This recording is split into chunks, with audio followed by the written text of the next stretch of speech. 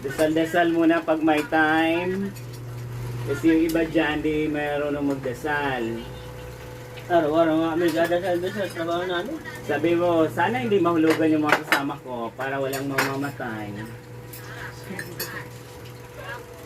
Nasusobra na sa dasal. Kaya nga yung mga pari, nagiging demonyo.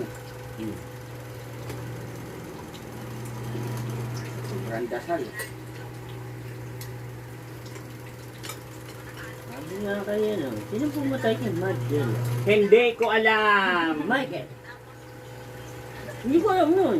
Hindi ko alam kung sinong pumatay.